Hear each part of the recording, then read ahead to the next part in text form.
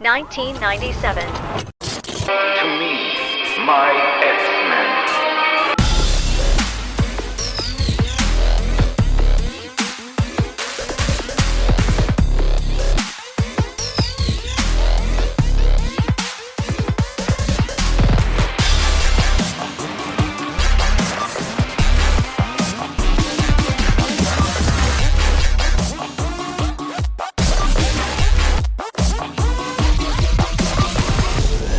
Welcome to Quantum Recast. I am your host for the day, Nick. Corey is apparently off somewhere. He said something about going to 1973 to stop some future potential disaster. I don't know. Anyway, but he also said something about that he didn't like X-Men, and so left it to me, and I just said, okay. But I am joined today by Aly Dale. How are you? Hello, I'm doing well. How are you? Doing good. And across, not the pond, but across the United States, we have Cass over here. How are you? Hi, I'm good. Welcome. I'm excited. Welcome back, everyone. Yes, we are doing a kind of a special mini-sode of sorts.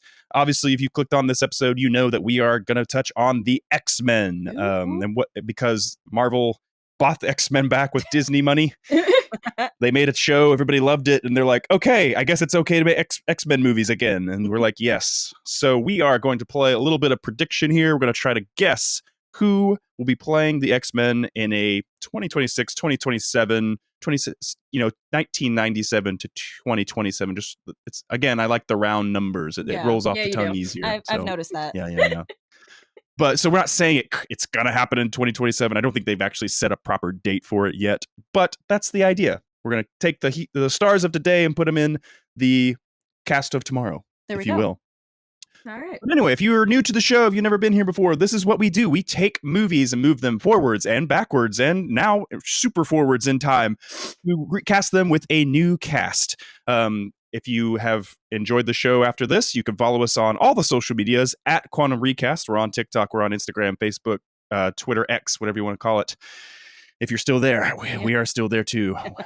The one sane voice in a sea of madness. But anyway, we're going to just dive right in because we have a lot of X-Men to cover. Yes, we do. Yeah. If you've been living under a rock for the past 20, 30, 40, 50 years, and you don't know what the X-Men is, I'm going to try to give you a bullet point. If you're looking for a deep dive into X-Men, this is not that podcast. I apologize. I'm sure there is a great YouTube video somewhere or a podcast that somebody will love to tell you all about it. But X-Men was created by writer-editor Stan Lee, of course, and artist co-plotter Jack Kirby. The team first appeared in the X-Men #1 in September of 1963. They were basically created because of the success of Spider-Man, Hulk, Thor, Iron Man, and Fantastic Four. He wanted to create another group of superheroes, but he just was lazy and didn't want to have to explain how they got their powers. So he just said, what if they were born with it? I mean, it works. It works. But it didn't initially. So it didn't do super well sales-wise. It was initially canceled in 1970 due to low sales. And following its 1975 revival, the direction under Chris Claremont, it became one of Marvel's most recognizable and successful franchises. Chris is really the one who kind of made what we know as X-Men today. Made all the changes. A lot of the main storylines, your Dark Phoenixes, Days of Future Past, come from his run in the 80s and 90s pretty much. Oh, interesting. And from there, they've appeared in numerous books, television shows, obviously the movies, and video games. The X-Men may refer to the team itself, but there's also just tons of spin-offs and stuff. Specifically, the animated series was released in 92, and it ran till 97. And it was on Fox's Fox Kid programming block, back when they had Saturday morning cartoons, and it was cool and everything was great. And that really, we talk about Iron Man and Thor and Captain America, that's the MCU. They were, back then, nobody gave a crap. Yeah. Nobody cared who they were. It was all about the X-Men. Specifically, your Holy Trinity was Wolverine, Spider-Man, and Hulk in the 90s. Yeah. But the X-Men were just that other cool team. They had the video games. They had this TV show, which really helped bolster, I think, a lot of 90s millennial kids' love for the characters. And obviously it ran through 97. And I think that's what helped build the ability for them to make a movie. Because 20th Century Fox, now owned by Disney overlords, attained the film rights to the team and other characters in 94 for $2.6 million. A bargain. Oh, wow. Dang. Yeah. Remember, before the MCU was the MCU, Marvel was going bankrupt and they were selling off characters. Marvel was not a thing. Not a thing. But Bryan Singer, questionable, potentially redacted name. He's known for directing The Usual Suspects, but he was hired and did the first film in 2000 and its sequel in 2003. And the X-Men movie series, I would say, has a lot of highs and lows. Yes. Yeah. If you guys would agree, for those first two, you have The Last Stand and Wolverine Origins, and then you get First Wolverine, which was okay. You get Logan, which was phenomenal. Yeah. And then they had their spin-off prequel series kind of with First Class Mhm. and Days of Future Past, which kind of blended the two franchises together. Yeah. It's spawned off multiple films, multiple spin-offs of Wolverine. Deadpool is technically considered a spin-off of this world because he was a 20th Century Fox character at the time. Mhm. And it all culminated, or I would say crashed and burned, if you will, with the last two movies, Apocalypse and Dark Phoenix, and then the standalone New Mutants concluded the series after a 20-year run. Yeah. So 5 years later, X-Men 97 comes out. Everybody's like, oh yeah, this is what we love about X-Men. Oh, man. And then everybody's like, cool, thumbs up. Let's make some more X-Men. And I think we've got the rights back and everything.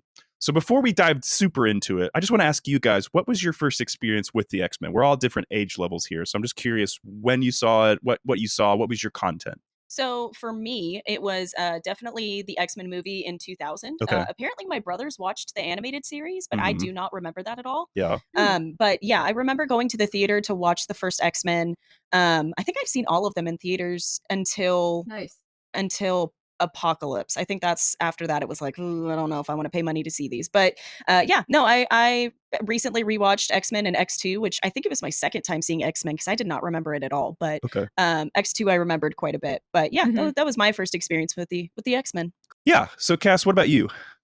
For me, it was something that my older brother would watch, and I'd seen it in the background, but I didn't start watching it for the first time until maybe like 2018, 2019. Okay. And my or maybe 2020, but my main reason was for Iceman, who was played by Shawn Ashmore, because I saw that he was in it. But then after that, I was like, wait a minute, I actually do enjoy these movies. It has nothing to do with his small character in the three first movies and Yeah. then Days of Future Past. But no, that was the first time I ever watched them, and I watched them all in order. I made sure to like buy every movie or watch it on Disney Plus Prime. You dove in. Okay. I did. The only thing that I didn't end up seeing was the New Mutants, but everything else I did make sure to watch. But no, that was the first time I watched them. New Mutants kind of feels like the forgotten stepchild, redhead stepchild Yeah. of it. Like Yeah. the ship was already sinking. It had been delayed so many times. And it actually has a lot of stars. We're actually discussing like Anya Taylor-Joy's in it, Maisie Williams, the guy who plays Jonathan from Stranger Things. Yeah, Charlie Heaton. Yeah, Charlie Heaton. But I think it was meant to be a reboot of sorts, kind of spinoff. But by then, everybody's like, it's over, and Disney's bought us anyway. So, Yeah, that's where I think why I didn't watch it, because I was like, what more can you do? Like, I felt like Logan ended it perfectly, and then you had like, Apocalypse, Dark Phoenix, mhm. and then I just felt like Dark Phoenix was kind of confusing to begin with. So I was like, it ended there. Why did we need the New Mutants? Sure. Yeah, I think the X-Men movies, you can definitely kind of pick and choose which ones you want to consider canon or you want to watch. Like rewatching, I watched 1 and 2 and Days of Future Past leading up, and then X-Men 97, obviously. But I was very much like, other than a few kind of questions I would have in Days of Future Past, this feels like a much better trilogy, if you will. Yeah. Those are fun movies. I Yeah. really enjoy the First Class and Days of Future Past, Mhm. right? It was I First do Class? too. Yeah, First Okay. Class. Yeah, for sure. I enjoy both of those. Those are fun. Yeah, my experience, like obviously grew up in the 90s. I was aware of X-Men. Again, my very sheltered upbringing. I don't think I wasn't allowed to watch them, but I just assumed I was, because they were that cool. I was like, I'm probably not going to be allowed to watch this. Oh, Oh my But god. I was aware of them. I was very much like the Super Nintendo, Sega Genesis games and stuff at the time, the Yeah. TV show. So when X-Men the movie came out, I was like, this is cool. Like my uncle actually convinced my dad to take us to go watch it in theaters. And Aw. it's probably one of my first like live action movies I saw in theaters that was PG-13 and up. no. Oh, So- that's cool. Big experience for young Nick back in 2000. Understandable. Understandably so. But anyway, like I said, we've got a lot of X-Men to cast. I'm sorry we can't cast all 100 plus of these. It's like Right. Pokemon. There's too many. Can't collect them all, sadly. But the goal here, again, is to cast them as if they're going to when they make the movie. And we're kind of leaning more towards the idea that they're going to lean into like the 97 comic book accuracy of the characters. Right. Because when X-Men 2000 came out, it was in a time, Blade had come out 2 years before, and it kind of shown like, okay, there's some interest, there's some success that can be made with these comic book movies, because it was Mhm. very hit and miss before that. For every Batman and Superman, you had just a spill of movies that just were not successful at all.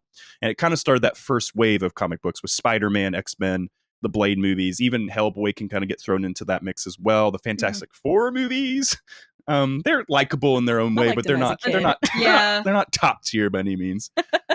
But that was the first wave before we got, Iron Man started things off, and the Dark Knight kind of transitioned us between those two eras. Yeah. So yes, it's a Dreamcast episode. We're not completely adhering to our rules because we don't know what movies people are going to be involved in the next 2 or 3 years. But we're doing our best to try to not just be fan-casty about it, where we're just throwing A-listers at you and being like, this is who I think should be. And it's like, but they're not going to play the smaller role on a big cast kind of thing. I'm saying that maybe Cass and Aly actually did go that far and are just like throwing everybody at the wall. But I had fun with mine. Yeah, Okay. I had fun with mine. I had a good time. Cool.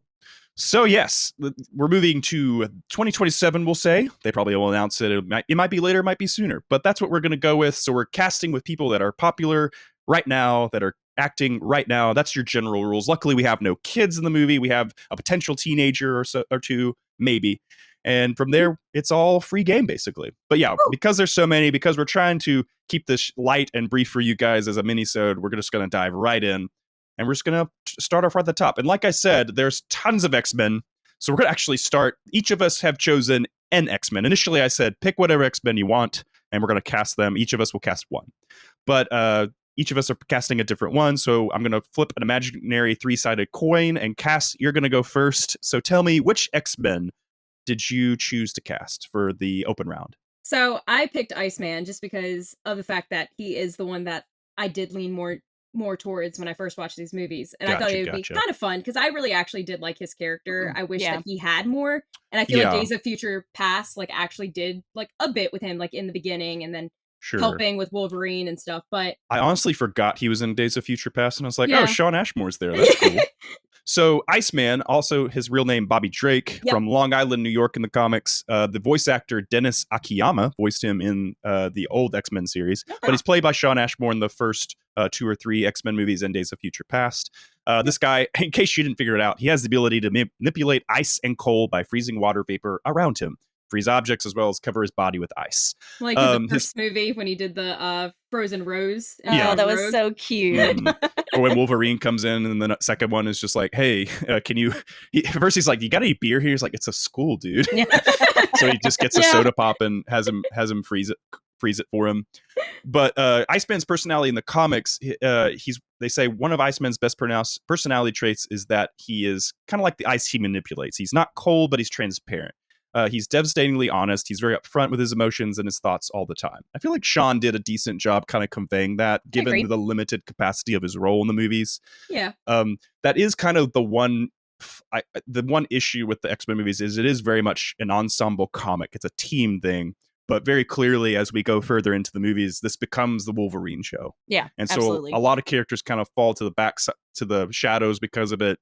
But we get little glimpses with lovable, fun characters like this. Well, I think that's why it's hard making the movies, because you only get to see so many characters. Like, that's why you said, like, with Wolverine and even, like, Magneto, Professor X, like, you're just seeing these characters a lot. So then when you have smaller characters like Iceman, maybe even, like, Nightcrawler or anyone else, like, it's just kind of, you only get them for 5 minutes, and then you're on to, like, Wolverine for the next 20 minutes. Right, yeah. And I mean, that just happens. It's you have your main cast, your main people, and then you have the supporting cast and everything. It's just that with superhero movies, with X-Men, you're going to have a lot of very interesting characters. They all have their own superpowers and stuff. It is what it is. Yeah. Sean Ashmore, if you don't know who he is, this was kind of his big coming out movie. Before that, he had appeared in Animorphs, if you know what that is from the 90s. Oh, man. Later on, he's in the Disney Channel movie Cadet Kelly. So good. And recently, he's just popped up in TV shows and stuff and done some voice work like in Alan Wake 2, the video game. Oh, interesting. Okay. And Man of Medan. Let's not, I will fight everyone if we didn't mention that one. Okay. And that one too. And that one too. How could I forget? Yeah. So, oh yeah, that old thing. Yeah, that old gem. Okay, Cass, who is your Iceman? So I went kind of a fun pick. This is what I was mentioning to Nick yesterday. That I was going to pick a supernatural actor, but I think it's just because I don't see him. But it's not a big actor. He has been in a few movies, like Edge of 17 and a couple of like little horror movies. Okay. Not a lot of people would know them, but he plays as Jack Klein in Supernatural. So his name is Alex Calvert. Calvert. and if you want to be specific, Alexander Calvert, but Oh. I thought would be fun. What's his because IMDb name? His But I working thought- name. Alexander Calvert. Yeah, I thought Okay. he would be kind of a fun pick because he's a lovable character in Okay. Supernatural. He's done powers and stuff in Gotcha. Supernatural. So I was like, I wanted someone fun that he's only been known for Jack, Mhm. but I don't get to see him that much. And it's not a whole celebrity crush. It's just the fact that I do like Mhm. his acting. I think he does a lot, but he's been kind of like pushed into TV and Okay. kind of like smaller movies. So I thought he'd be kind of fun because I think he would do kind of the same thing that Shawn Ashmore did in the movies. Yeah, he's in the Boys spinoff Gen V as Mhm. as Rufus. He's in the Arrow show, like you said, Edge of 17.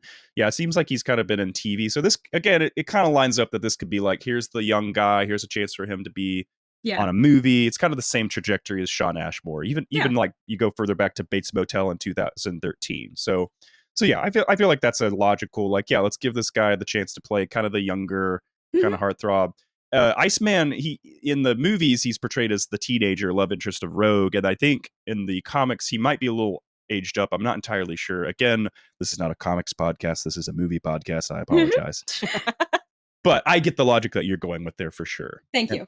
But yeah, and he's not super prevalent in X-Men 97 right now. But again, you make these movies and make more spin-offs, these favorites are bound to pop up in some form or fashion for sure. Right. Yeah, I agree. absolutely. So, Allison, Yes. who did you pick for your character? I'm gonna butcher. Oh well, first off, I chose Nightcrawler. Nice. I've always had a soft spot for Nightcrawler. Okay. He also, the opening scene in X2 is sick. It's Is so Chef's good. Kiss. It's Like, so Yeah. good. say what we will about redacted director of first two movies, Bryan Singer, but dude knows how to make some action sequences. Yes. He's a pretty decent filmmaker. It's just a shame that he's a problematic individual. Yeah. Correct. Both can be true at the same time. Yeah. Yeah. But yeah. Nightcrawler, Kurt Wagner, Yeah. as he's known in the comics, from Germany. He possesses superhuman agility, the ability to teleport's the main thing there, and adhesive hands and feet. And he has like a very blue skin tone. He looks people would probably consider him to look like kind of like a demon or a gargoyle or something. Yes. Yeah. But his earliest comic book appearances, he's depicted as kind of a happy-go-lucky practical joker. He's a fan of swashbuckling fiction, I guess. Ooh. But the other notable thing about Nightcrawler is he's Catholic. Yes. And while it's not emphasized as much earlier on in later depictions and the movies, that's kind of like one of his prominent things. He's very vocal about his faith. And you don't see that a lot between him and like Daredevil. Those Yeah. are the two main guys. But he's a fun character. Obviously, there's a reason he's a fan favorite. And yes, he was so great in number 2. And they wrote him off of 3 and put him in the video game with Iceman. That's what they were up to. They were just in the video game. Man, it was so upsetting because like I said, I really enjoyed him in X2. And I think also, if I'm not mistaken, I just rewatched it, so I should remember, but he has scars all over himself because Mhm. doesn't he cut Mhm. himself every time he has a sin or Yeah, something, or yeah. anytime So he he's sins? super. It's really interesting. Just he's a really interesting and compelling character, and I've always felt very sympathetic toward him. For sure. Yeah. Yeah. He's very likable. He's originally Mhm. played in the 97 X-Men cartoon. He's played by Adrian Hugh, voice actor. Okay. But in the movies, he's played by Alan Cumming.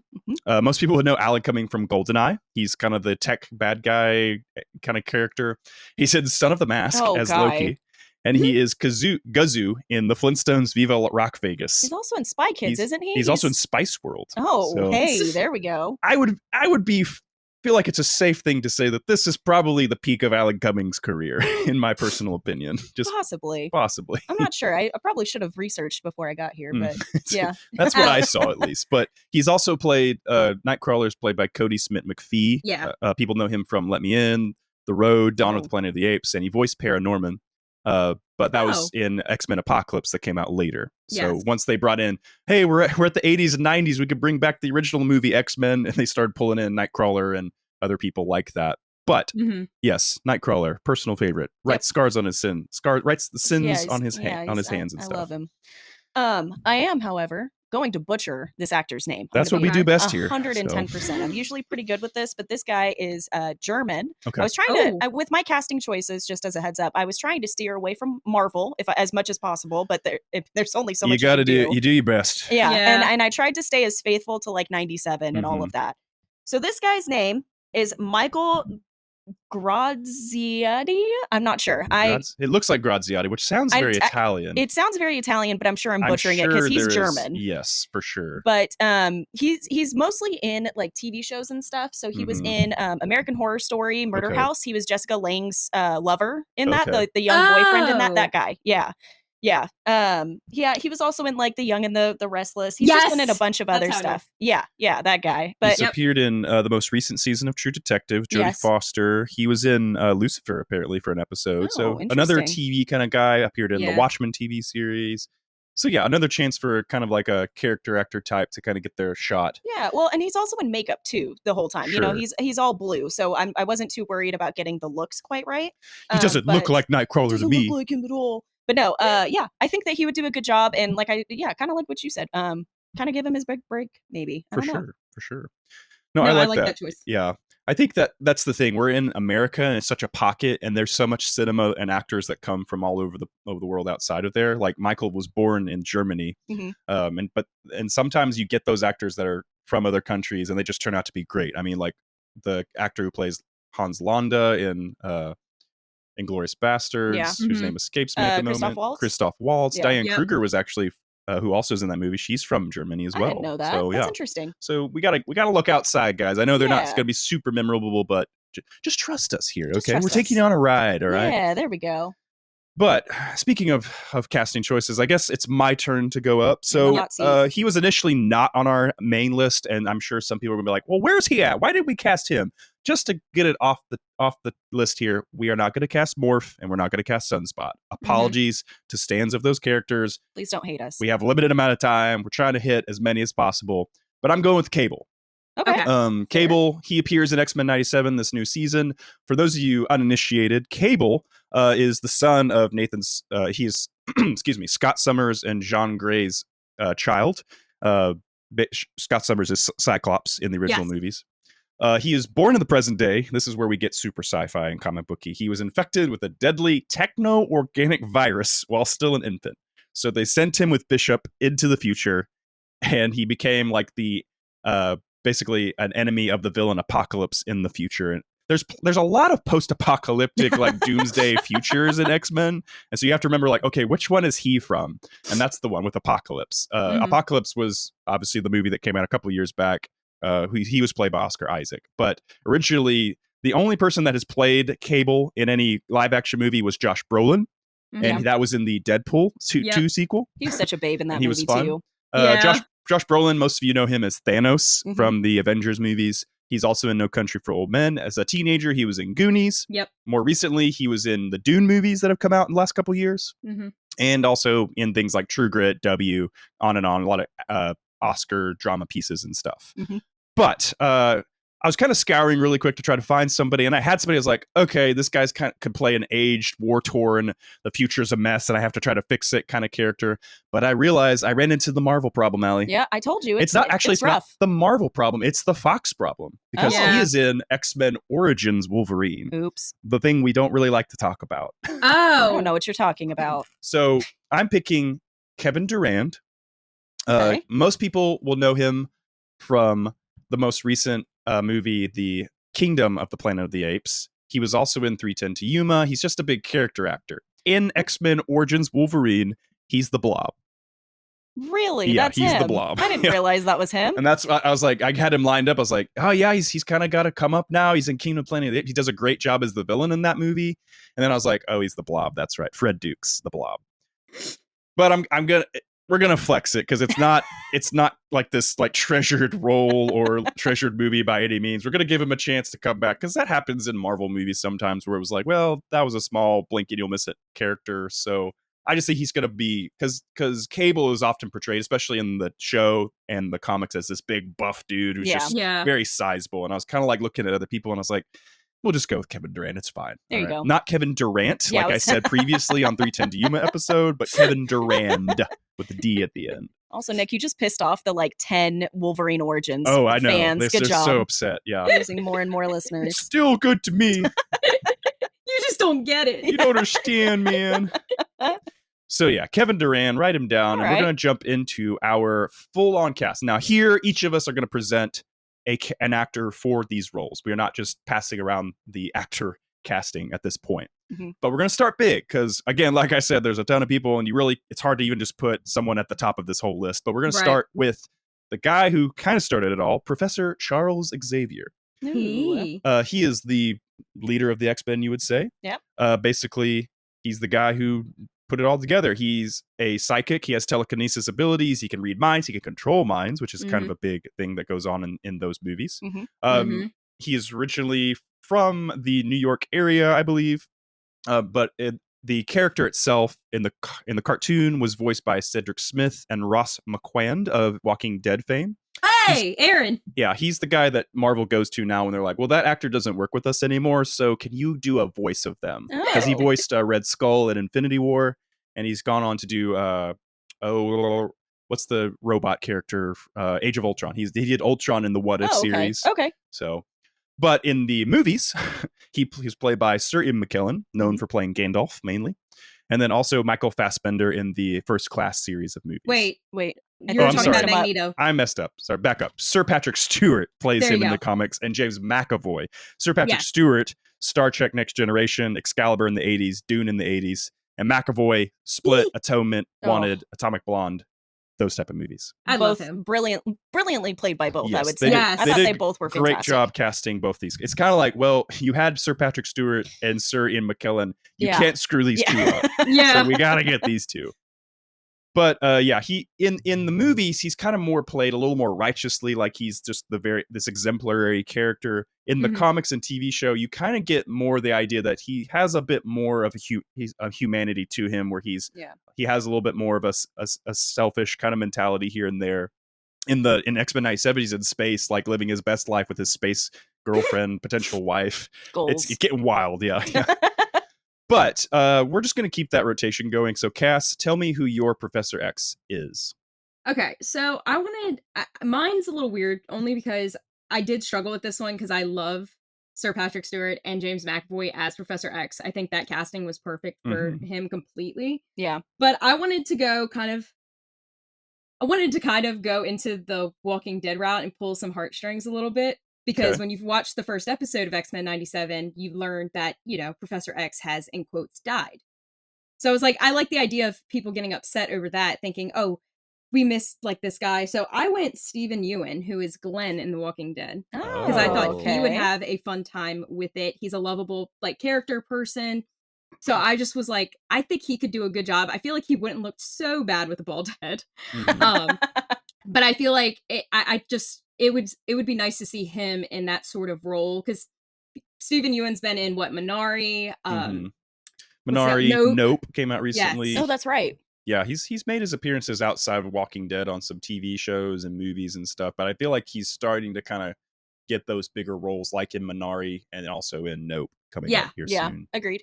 So your cast, he's about 41 right now, so you're kind of casting them a little younger, not James McAvoy age, but definitely like closer to middle age, I guess, quote unquote.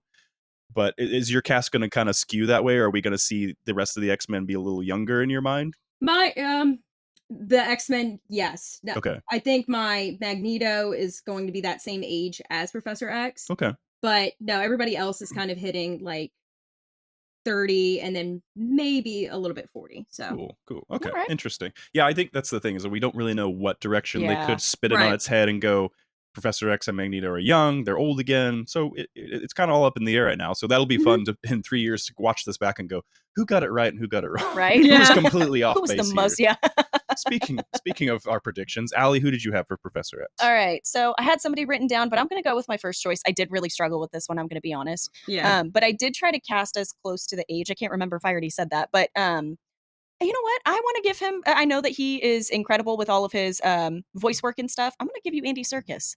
I think that would be Oh, interesting. yeah. That's cool. I think that would be really interesting because, give him more of a role where he actually, it doesn't have to wear the dots all over his face, Right. I think that would be really interesting too. Plus, I think that he could have I don't know, he just has such range. He does. Andy Serkis, I mean, if you don't know him, where have He's you been? Gollum. Right. He's He's Caesar Gollum. in the Planet of Yeah. the Apes Yep. movies. He's He's the bad guy in the sequel series of Snoke, Star Wars, which That's my right. hot take of that, which there's plenty of Star Wars hot takes, but there's not enough Andy Serkis live action because he pops up later in the Andor series and he's great in that.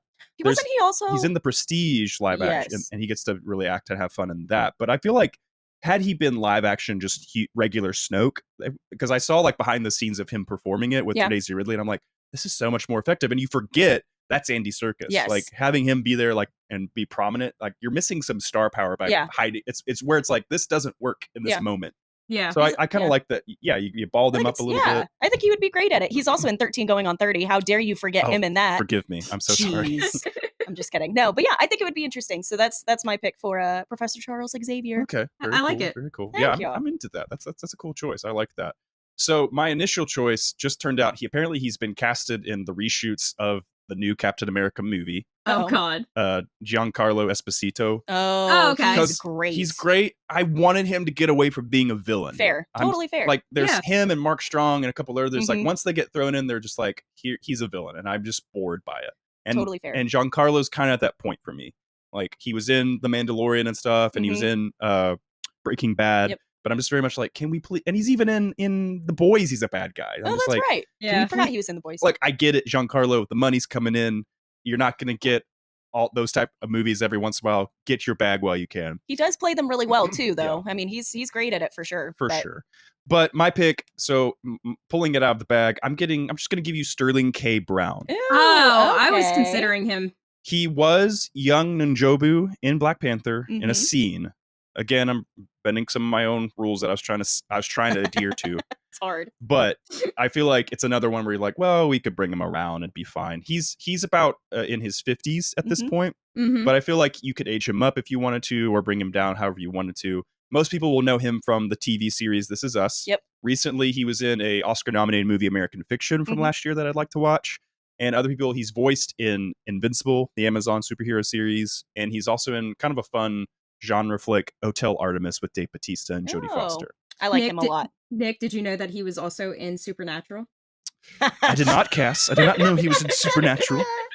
Is that how you know him, Cass? No, I've always known who he was, but it is funny seeing him in that. Was he a bad guy in Supernatural? He was. Oh my gosh. See, that's what I'm talking about. Giancarlo, come on. You're in Do the Right Thing. You can do other stuff. It's fun. Get your bag, Giancarlo. It's fine. It's fine. All right. Well, again, this is a Dreamcast episode, mini-sode, so there's no person sitting here making a choice amongst the three of us. So it's up to you guys in the future. So you just have to keep score and see what you think and what you like and let us know moving forward. But we're going to move now into the guy I was talking about kind of morphing with Professor X, the best friend for life. They were friends, Allie Dale. They were. They were friends. They were friends. Magneto, Eric Lenscher, or as he was originally known, Max Einhart. He changed his name. That's why Professor X calls him Magnus. Was because he went by that, and this whole thing happened where he had to change his name. Yeah, basically, and that's why in comics there's name changes and stuff that happen all the time. And that's probably why in the movies they were like, let's just call him Eric. Let's keep the World War II origin and stuff. Yeah. If you're not familiar, Magneto's the powerful mutant. He's played by Ian McKellen, Michael Fassbender as a younger man.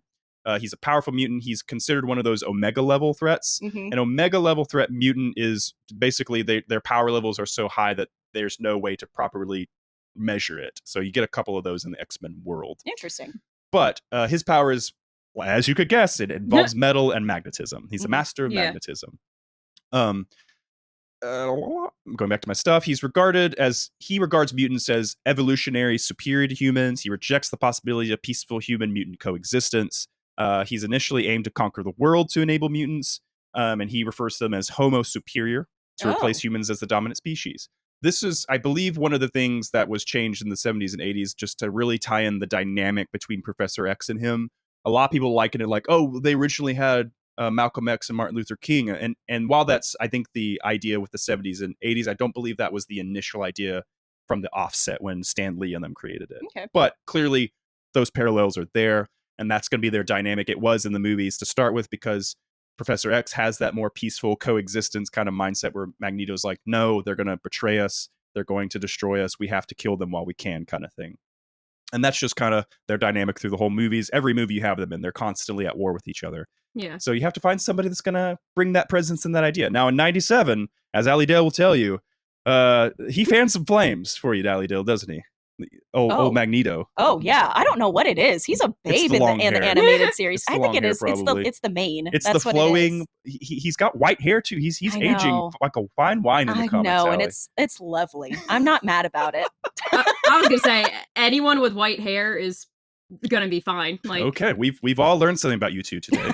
So, don't judge me. I can hear it in your voice. Well, Aly, since you're thinking about Magneto right now, tell me who you picked for him. Yo, I messed up. This person's died last year. I didn't realize it. I had no idea.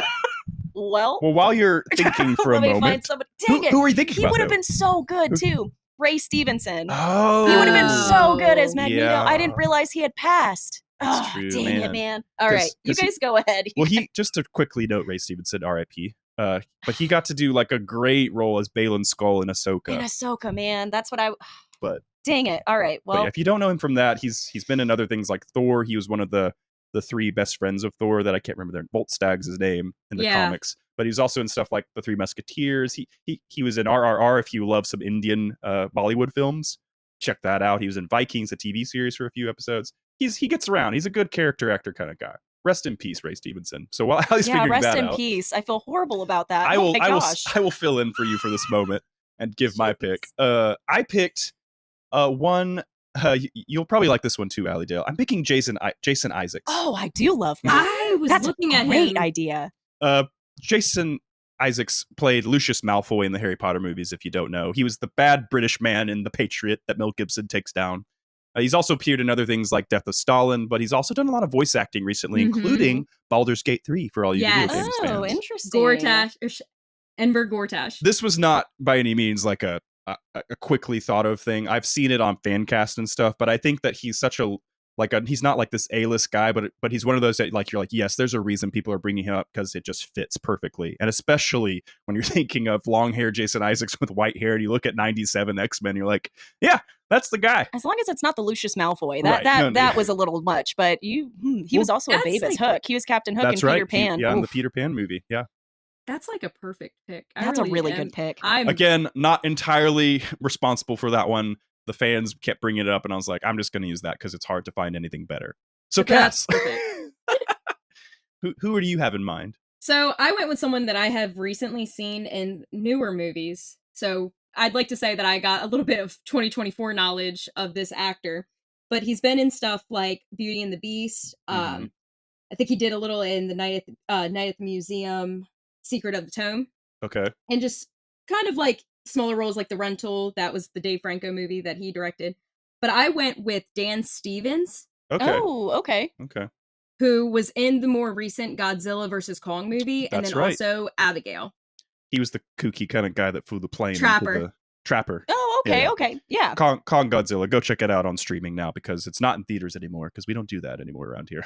But I thought he would be a fun pick because, like, if we wanted, as Aly was saying, that Magneto's a babe, I was kind of thinking along those lines for Dan Stevens because he can be, like, you know, attractive, but also, like, a little charming. And I want to see him more in that evil role. I like that. So. Yeah, he's 41. Yeah, he's around the age that you're playing with, Cass, and yeah, he pops up in some horror movies and stuff. But yeah, he's the Beast in Beauty and the Beast. If you're wondering who he is, that's probably your best play, or the new Godzilla Kong movie. Yeah, but I could see that. Yeah, I could see that for sure. Abigail, yeah, that's probably a good one too. Have you watched that yet? I haven't, but I know he has a very iconic quote that, like, I really want to see. Okay, yeah, that's on my watch list. Yeah, I want to watch. It's the small vampire girl. Yeah. Cool. I want to see it. It looks interesting. If you don't have a pick, Alydale, it's okay. I do. Okay. It's not my favorite. Okay. It's not Ray Stevenson. May he rest in peace. Okay. Damn, man, I'm still really upset about that. I'm gonna go Mads Mikkelsen because the dude is really intimidating. Yeah, that's good. I like the idea of him. I think he would be really interesting as Magneto. I don't have many other notes other than that because I was kind of. My only note is he's also the guy I hope gets to play Dr. Doom. He's not casted yet. No, but you're right. But you hope he. Hey, listen. Dang. Who knows what might happen? This is just going to be a loss on me. We're gonna push. That's forward. On me, guys. This one's on me. That's on me. Listen. It happens. It happens on this show. Ash has done it. Cass has done it. We've all done it. It just happens. I was so excited for that too. That's okay. Right. It's all good. I was gonna say Ash has definitely done it where I had to be like, hey, they're like 18 at this time. Right. All right. We'll just keeping our pace light and brief here. Yep. We still got a couple couple casting choices to go. But we're going to move into a lesser-known X-Men, Bishop. Yes. Bishop, Lucas Bishop. He was voiced by Philip Aiken and Isaac Robinson Smith in the cartoon. He was played in Days of Future Past by Omar Sy. I think I'm saying his name right. Okay. He's not a well-known actor. He's appeared in things like Intouchables, Jurassic World, and Transformers: The Last Night. But I think he did a pretty decent job as Bishop in that movie. He didn't get a lot of lines or anything, but he just had the presence for sure. Right. Yeah, definitely. If you're not familiar with who Bishop is, he's another X-Men from the future. But he's a member of like this dystopian police force of X-Men. He travels to the 20th century and joins the X-Men. His ability is he possesses the ability to absorb energy. Mhm. He has this gun that he can channel all the energy into. So there's a point where he's just sniping all these bad guys and stuff in the movie. Mhm. Bishop is an intense, dedicated, utterly serious soldier detective. Although decades removed from his jurisdiction, he's still a tough cop at heart. Mhm. So that's kind of the idea you got for a Bishop. I'll go first on this one since it's my turn, I think.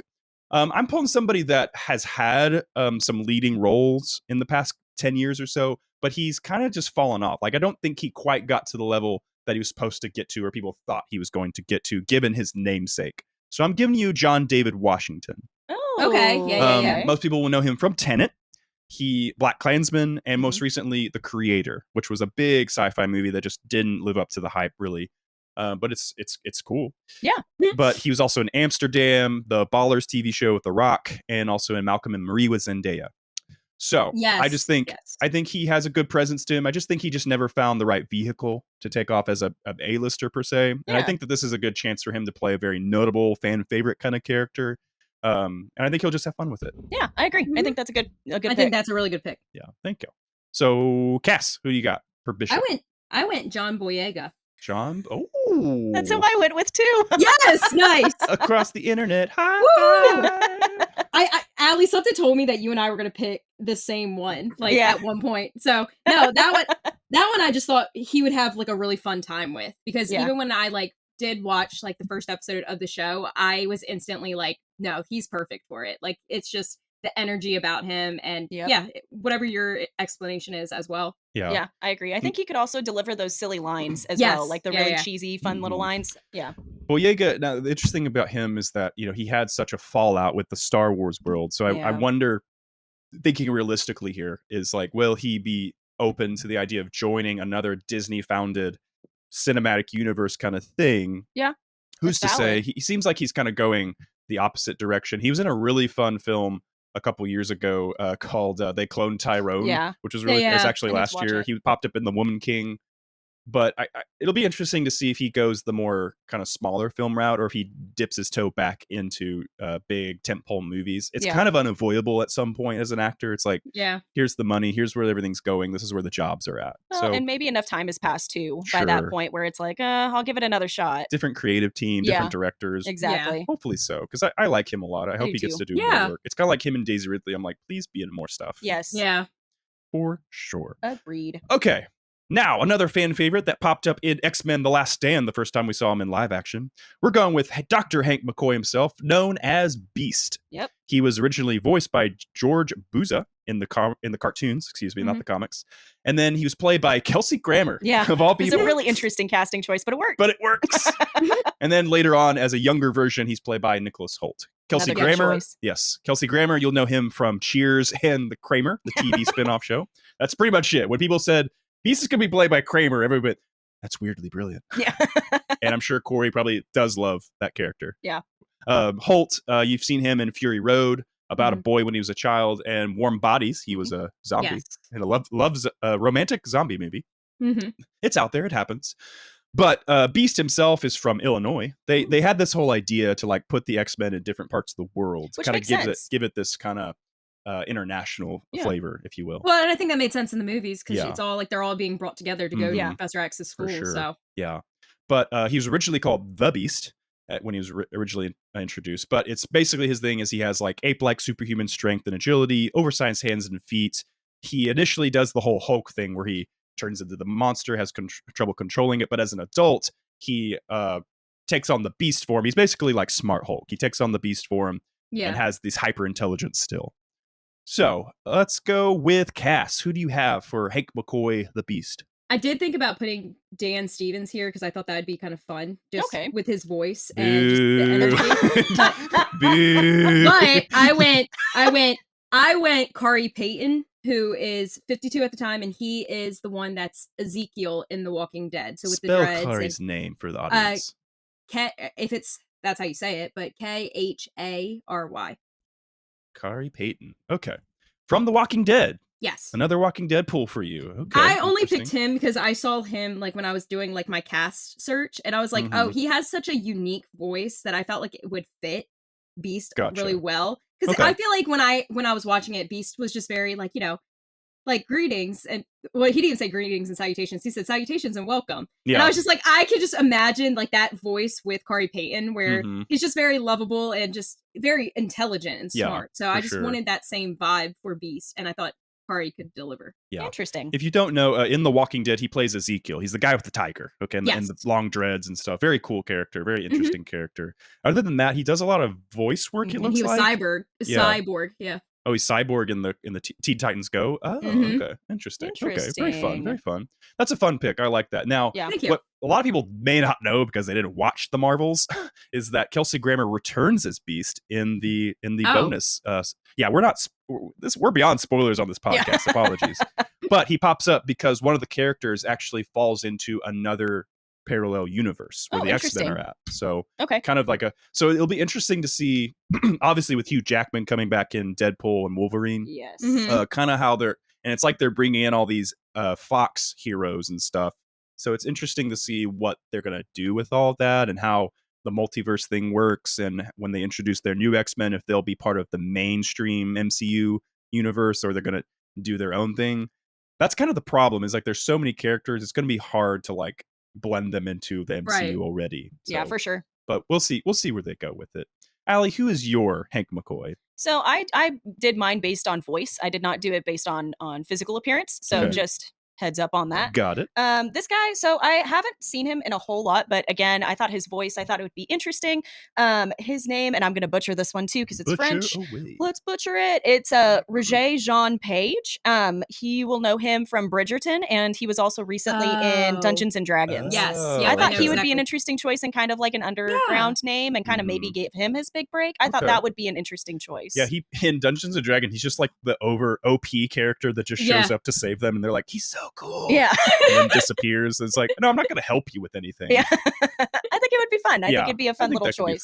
fun. I like the idea. I like Yeah, that. especially now. Hank McCoy is a very American name now, and I think he can do an American accent pretty well. Because I sit there thinking like, well, he could do the British accent, and that sometimes translates for us Americans like, oh, they speak with a high British accent. That means they're intelligent. Yeah. But obviously, I think it's, in my mind, it's like, yeah, let's do the American accent because it just fits the character. Well, a bit Nicholas Holt, I mean, he's British and he did Yeah, the American there you go. accent. So better. yeah, Those I think it'd be Brits, they're fun. just better than us at things Man, when it they're comes to just- acting sometimes. So- Golly.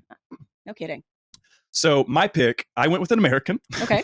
I went with John Hamm of That's Mad Men good. fame. That's a good one. I think like that. it just fits in the Kramer brain I Yes. had in mind because like, Yeah. and he's a guy that should have been a bigger star, could have been like a Superman or a Batman or something. Yeah. But he was in The Town with Ben Affleck. He was in the comedy Tag, which looks really fun. I never watched it, but he has an ability for comedy. Like he popped up on SNL and can do really great stuff. Yeah, He was he in the is Mean funny. Girls reboot this year, and then the last movie he kind of starred in was the Fletch reboot with Confess Fletch. Oh, Yeah, interesting. and that didn't take off at all. No. But he's done a lot of voice acting in between.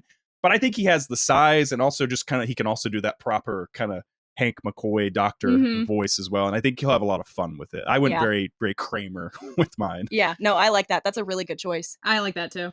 And it's fun in X-Men: The Last Stand. One of the notable good things about it was the dynamic between Wolverine and Beast. Yes. And that's because Yeah. that's where they introduced him, and they just have a lot of fun talking with each other. Yeah. Agreed. All right, this one, she's not popped up in X-Men 97, but she's all over X-Men in the movies and the comics. She's also a very notable character in the First Class reboot. So our next pick, we're going with Mystique.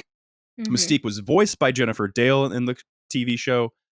Allie had a blank. Do I know Sorry, you? that was weird.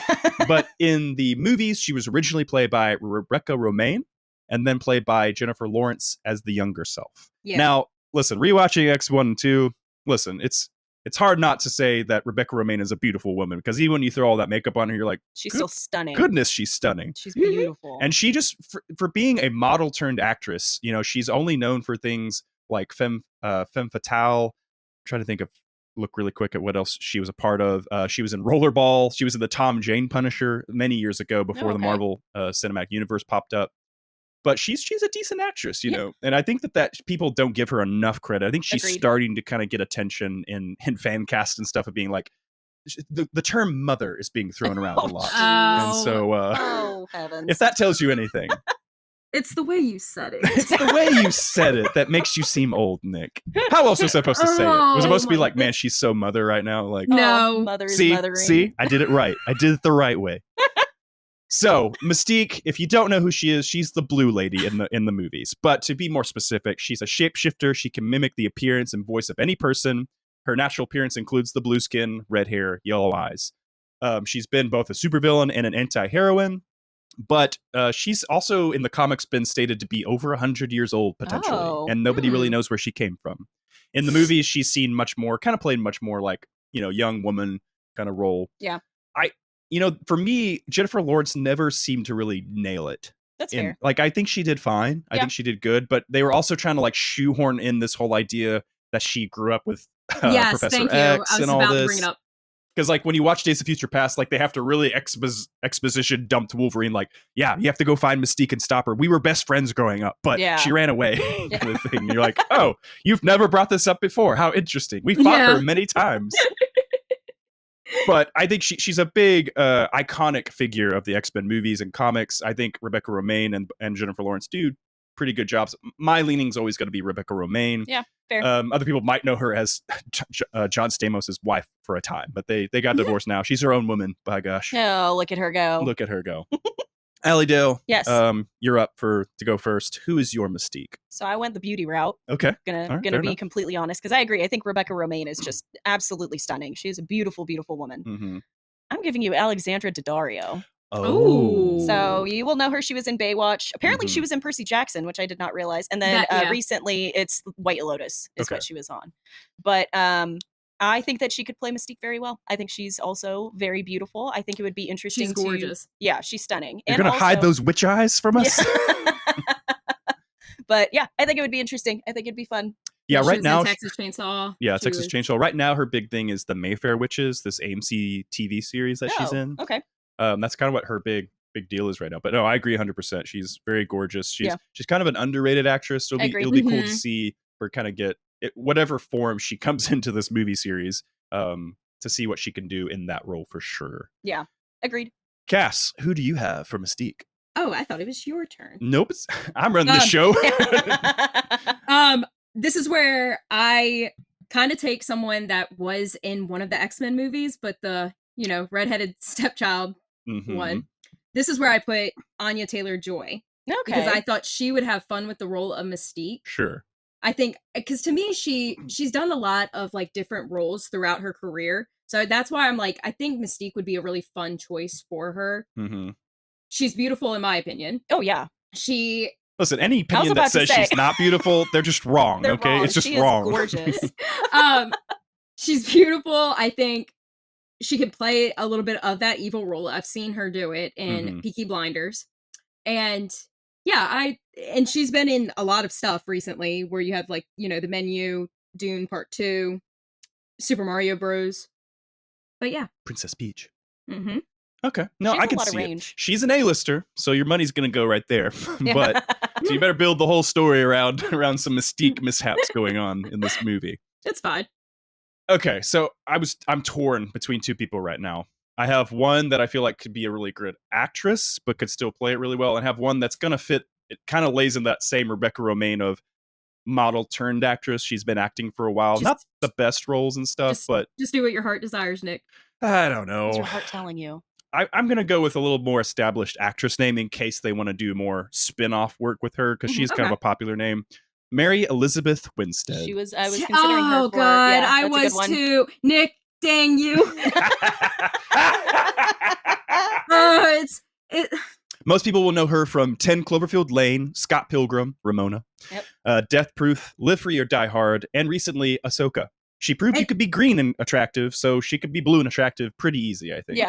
I feel like Nick keeps taking out the good stuff. Final Destination 3 is where I would know her from. Stop it. Stop it. Sure. Oh She's my also known gosh. in Final Destination. Kate, Birds of Prey, Yeah. Fargo, the TV show, Swiss Army Man, apparently. Uh-huh. Mrs. Obi-Wan herself. Mrs. Obi-Wan Kenobi. I My other option, sorry to cut you off. My other option I was thinking about was Cara Delevingne. Yeah. You know her Oh, okay, from yeah. Suicide Squad, Valerian City of a Thousand Planets, Paper Towns. She has the sex appeal down, I think. It could really nail the whole thing that Rebecca Romaine was going for. But I feel like Mary Elizabeth Winstead can do that on top of, if they were like, we want a spin-off or we want more to do with her, I think she's going to be able to carry that a little bit better. Yeah, because in my she's opinion. perfect. Ha! I stared at her for a solid 20 minutes earlier, wanting to pick her. Well, Sorry about ya. learned something about yourself today. All kinds of things. I'd already known. Well, moving forward, we have another female to cast real quick, and we're going to cast Jubilee. Mm-hmm. Jubilation Lee is her name in the comics. She is a character that was left out of all of the movies until Apocalypse. They finally stuck her into the movies. Okay. She's from Beverly Hills, California in the storyline. Her thing is she has like this energy plasmoids. She calls them her fireworks. It's very, very just visually interesting. Yes. But in some comic forms, she has like a shield she can put up for defense and stuff. She was Okay. introduced as an orphan mall rat from Beverly Hills, and she joined the X-Men in the early 90s, becoming the team's youngest member and often playing a sidekick role to father figure Wolverine. Oh, that's cute. So I think it's like she in the TV show X-Men the animated series, she's adopted, and they find out when she reaches teenage years, her powers come out. And then she gets taken by this group and the X-Men save her. So she's kind of our eyes into the whole world, introducing us. Okay. Kind of what Rogue was. So my theory, my hot take is, I think in the 90s, studio execs went, we can't have a Chinese American as our lead actress in a movie yet. So we're going to take Rogue and make her that character and do that. Yeah. They weren't ready for Jubilee at the time, but we're ready now. Yeah. I'm ready to we're throw her in and make her our fun character that everybody loves. She's really cute. Yeah, I like she's a her. lot of fun She's in really this. cute in X-Men 97. For sure. I'll go off the bat here. And again, we're in a time where we're still fighting those battles of getting minorities into more prominent roles in film. So it's hard to find a teenage Asian American actress. So I was doing a little digging more on the fan casting side of things. And what was suggested, and I'm going to go with her, is, and I hope I don't destroy the name here, but Momona Tamada is her name. She Okay. was in a reboot of The Babysitter's Club. She's in the new Avatar Netflix as Ty Lee, the airbender, not the blue people, to be clear. Okay. And she was also in the Spiderwick Chronicles. Okay. So I'm trusting the audience here. Again, my knowledge of her is very limited, but if I keep seeing some fan castings of her, I had thought about Jessica Henwick, but she's 31, so she's not going to be able to play, like, in my mind, the teenage that I was going for. Yeah, that's fair. And that was kind of the same as I was going down the list of a lot of prominent, the Brenda Songs, the Stephanie Hu of Everything Everywhere fame, your Anna Sawai of Shogun. But I've said, yeah, let's give her a shot, because sometimes you got to pick the out of nowhere actors to play these kind of big roles and I stuff. like that. I think that's a good Yeah, I like choice. that too. Okay. Aly, who did you pick for So- Jubilee? Oh, sorry, I didn't mean to cut you off. How rude of me. It's okay. I went ahead and I cast Ariana Greenblatt, who you would know from Barbie. She was also in Infinity War, so she was in. Small However, role, she very was- small role. Yeah, very small role, and she was wearing a bunch of makeup. She's also in Ahsoka. I really like her. She seems. She's like an up and coming actress, and I like her range so far. She's played a lot of iconic, like, younger Yeah. characters. She's on and the come up and killed for it. sure. She Yeah. was young Ahsoka, yeah, like you said, young Gamora, and she's in Barbie, the biggest movie of last year. Yeah, So exactly. And I thought she did great. I liked her, and I think that she would have a lot of fun with this role. So yeah, I that's, agree. I think that's a fun choice for sure. Yeah, I like Cass, it. who do you have? So I just realized that my choice was the actually the one who played Jubilee in Apocalypse. And I Yes. didn't even realize it, but I did. Oops.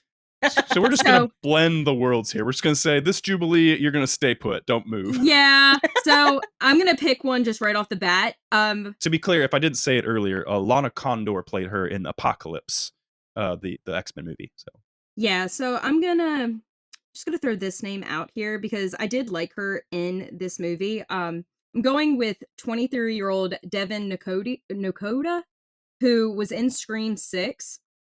I think Okay.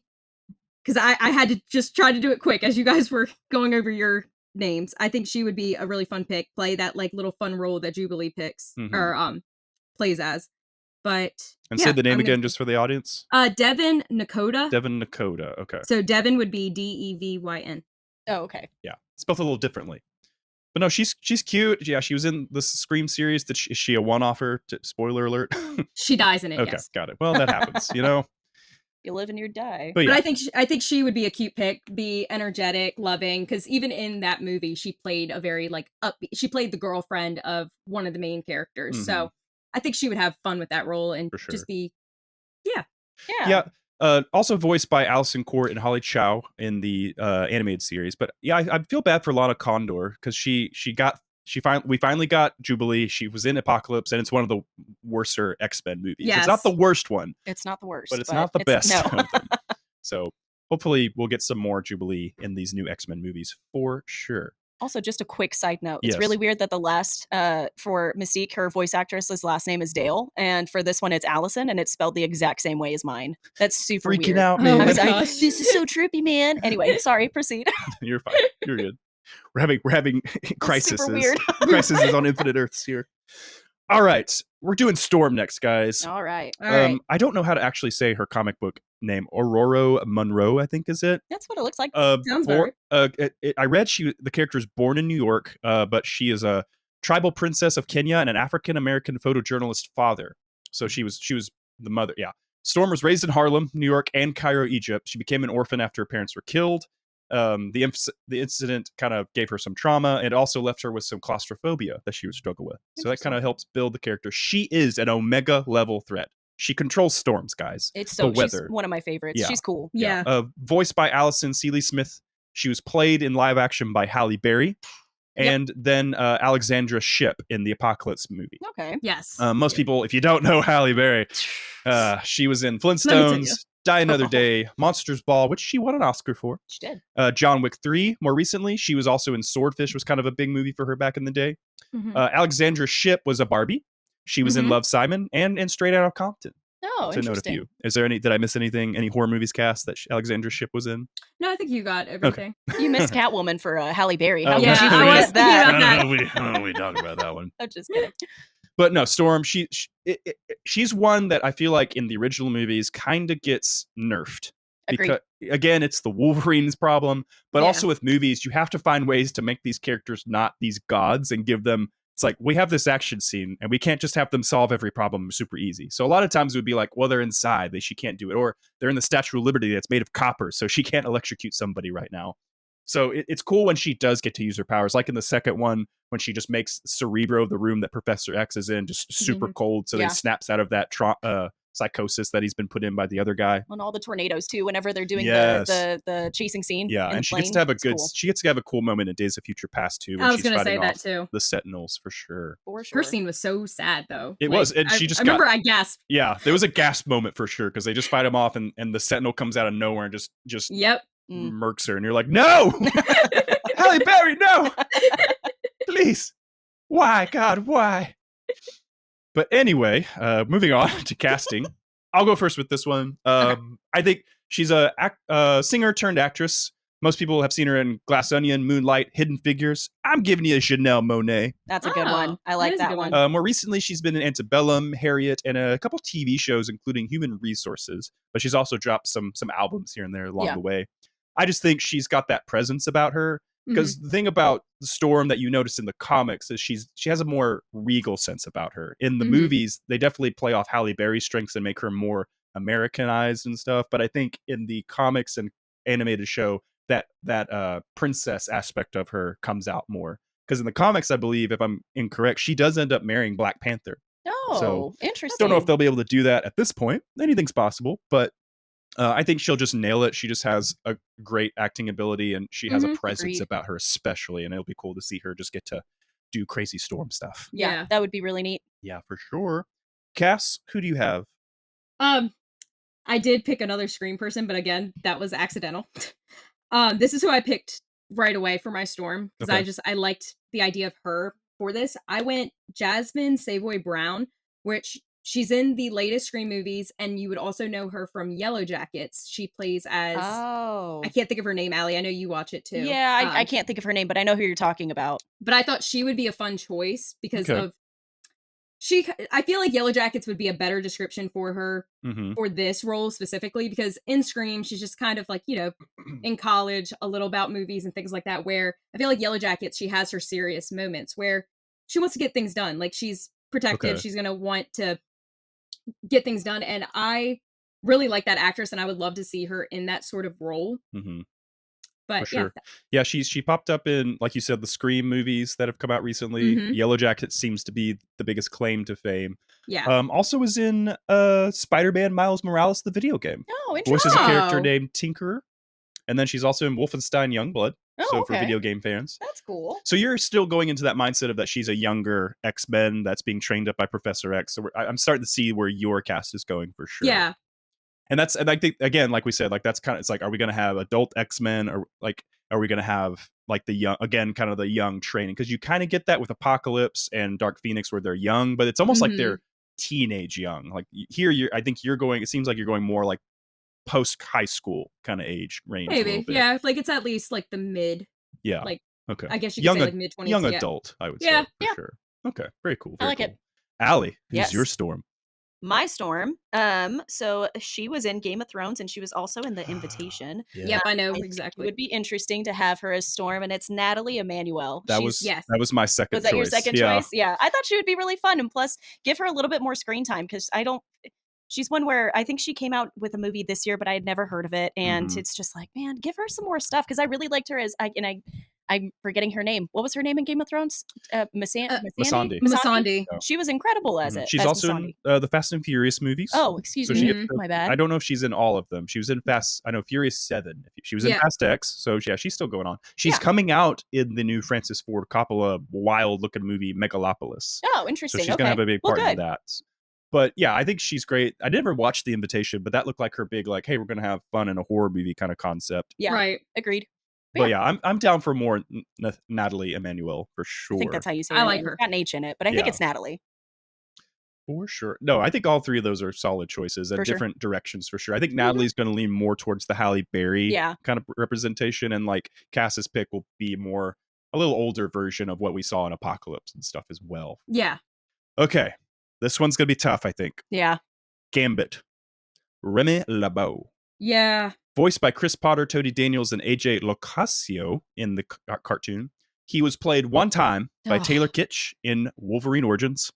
There was supposed to be a Channing Tatum spin-off Gambit movie that never happened, never Mm. came to be. I don't know how I feel about that. I don't either. Yeah, Taylor Kitsch, you'll know him. He was in John Carter, if Yeah. you're a big sci-fi fan. But he's mainly known for Friday Night Lights, True Detective Season 2, and he was in the movie recently, American Assassin, which apparently was better than expected. I didn't watch it, but I've heard decent things be said about it. I really liked him as Gambit, too. I thought he was fun. I think that's the thing. Like, while he wasn't comic accurate, I think he did a decent job Yeah. playing the Yeah. character in that movie. It's just he was in that movie. He was the in that problem. movie. For those of you that don't know, Gambit is from New Orleans, so he has that Creole or that kind of Cajun accent. Cajun accent. Mhm. Thank you. His thing, it's hard to describe, but he has molecular acceleration. So basically, he can mentally create, control, and manipulate kinetic energy. Basically, you see him throwing cards a lot, and he's good at hand-to-hand combat, but he's just known to charge the cards that he has or an object or something. There's a really cool scene that I won't spoil in X-Men 97 that he does, that he charges an explosive. Yeah. Just know he's actually more powerful than he seems. Yeah. And I think in a new version of X-Men that leans into the 97 version, I think this can be like your next like big character, because he's a fan favorite. People have Mhm. begged for him. He was always the cool guy in the games and the comics and the movies. So I think this could be a chance for somebody to get a like big breakout role here. Yeah. He's precious in the animated show. I love him. He's my favorite character. So, Well, since he's your favorite, you get to go first. oh, I get to go first. I'm not confident about this one. But I decided to have some fun with it. This person has a lot of range as well. Logan Lerman. I think would be a good thing. Oh, So he's in okay. Perks of Being a Wallflower. He's in Mhm. Percy Jackson. He's in Fury. He's in a bunch of things like 310 to Yuma. I mean, he's in a bunch of different things, and I really like him as an actor. I think he picks really good roles. He's And surprisingly, Yeah.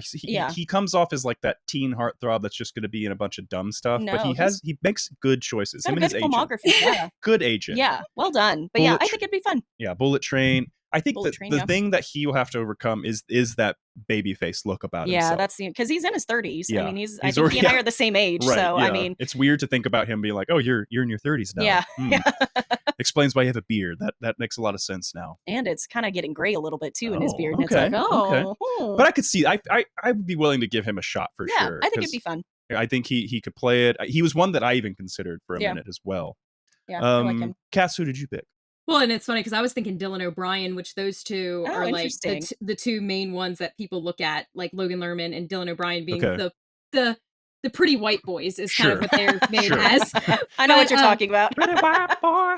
But I did struggle with this one because I was just trying to have like a fun pick, but also someone that would be like pining for Rogue as well. Like I kind of wanted something Sure. like that. Yeah. I'm gonna mess his name up, but he has recently been in a few decent movies. The Idea of You, Red, White, and Royal Blue, Oh, I know who you're talking about. Bottoms. I went Nicholas Galitzine. Is Okay. that how you say? Yeah, Galad? it's something Yeah. like Spell that. it out. Galitizine. Maybe it's Galitzine. Purple Hearts. Galitzi. is what Would he's that in. be it? I don't Okay. know. That's just a guess. We're great at naming names here. Yeah, we are. He's in the trailer for this movie coming out with Anne Hathaway, where she's like dating this younger rock star It's- guy. That's the idea of you. It's based off of Okay. yeah. Okay. Cool. Yeah, I thought he would be kind of a fun pick where I wanted Yeah. to see him kind of like, in his moments where he's unserious, Mhm. but still kind of like funny, like and cute around Rogue. And I don't know, I thought he would be kind of fun, especially since he's like kind of new and upcoming right now. Yeah, that's Yeah, a good pick. It I kind of like that. reminds me a little bit of Adam Driver's filmography before he got into Star Wars. Mhm. Yeah.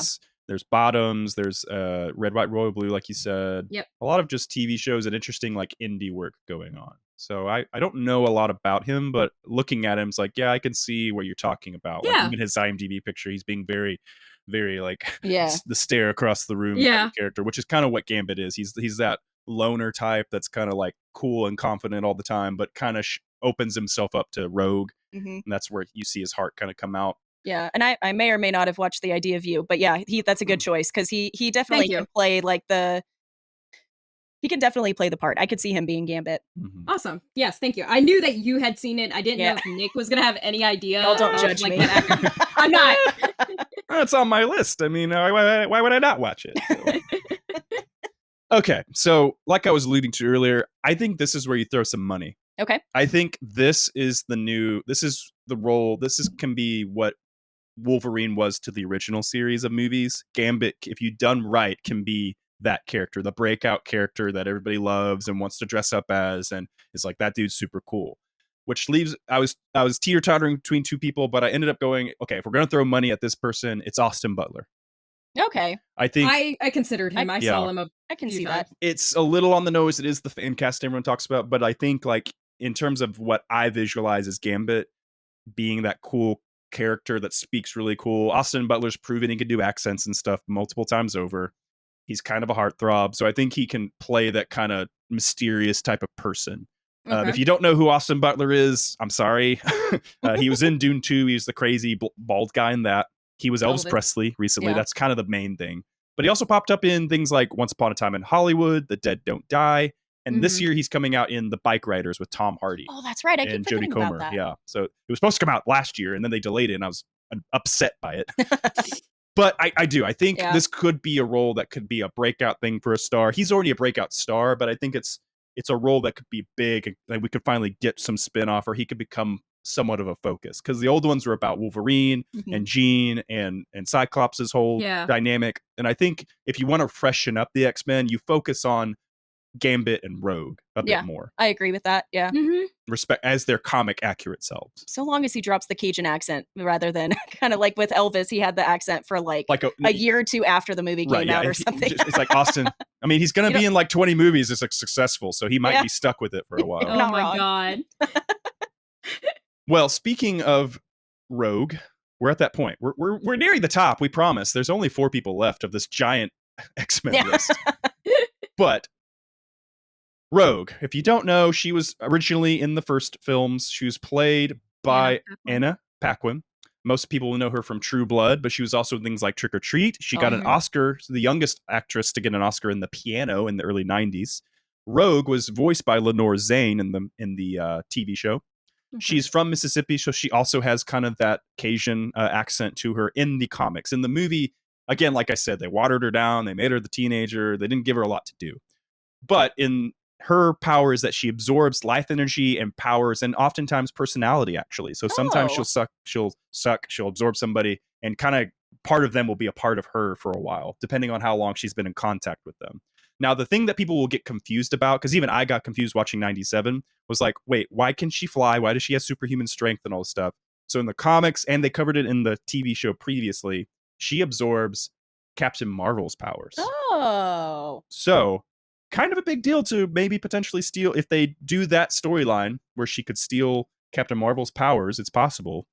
Or they could just build it in as like, depending if it's a multiverse thing, she could already have those powers. There's a whole trajectory they could go with her. So I'm really excited to hopefully see like an comic accurate Rogue in these movies for sure. That would be really cool. Yes, indeed. Cass, I'm going to go with you first. Who? So I had a couple. Oh, sorry. Who do you choose? I had a couple of people that I wanted for Rogue. I just wanted to see like who would fit. Like not even the accent part of it, but if we wanted to go that way, I still think that this actress would do it. But I kind of went back and forth. I thought Olivia Cooke at one point because I thought she would have fun with that role. But I ended up deciding Daisy Edgar Jones. Oh, I was considering her. Who is in the movie Fresh, where the Crawdads sing. Also did the show Normal People. Yeah. But I just thought she would be. I honestly just like how her energy was in Fresh and how she could be for Rogue. Sorry. That's a pretty solid pick. Yeah. Yeah. I like that. I didn't think about her, but she's coming out in the Twisters movie in July. But I think I don't know her outside of that kind of persona, but I think she's got a good look about her. And she seems to be a really good actress from what I hear and see. Yeah. So I didn't finish watching Normal People. It is a good show, but even like in that, like she's just kind of playing like it's kind of like that love story. So I could see her with Gambit and doing a really good like duo. Yeah, I see that. That makes sense for sure. Thank you. Aly, who do you got for Rogue? So I when I put this person down, I was thinking about who I cast for Gambit and thought that they would play off each other pretty well. I'm bringing you Elle Fanning, who is Dakota Fanning's younger sister. Okay. She was in Maleficent 1 and 2. She was also in The Great, and she was in Neon Demon. I think that she is. I like her acting. I think that she's a good actress. I think the breakout for her has been The Great. It's that TV show with Nicholas Hoult, right? With Nicholas Hoult, yeah. It's a weird period piece, but it's also got like very some graphic. If I'm not mistaken, very graphic up there. Maybe I should watch this. But no, I think she seems to make a lot of interesting choices acting wise. And so I don't know what the accent thing is what threw me off with my casting for sure. So I was very much like, I don't know, because Rogue's very much a rebel character in the TV show and stuff. She's not the more quiet, mousy kind of character. There is some elements of the rebelliousness in the movies that we see, but it's never really fully formed like you see in the comics and stuff. So this one was one of the harder ones I had to pick with. I had a lot of big names. I thought about Alexander Daddario here. I even thought of like names like Mia Goth, and I thought about Kristen Stewart. Ooh. But Kristen Stewart says she doesn't want to do Marvel movies. She'd have to get like a good director to do it. So I'm like, she'd be great.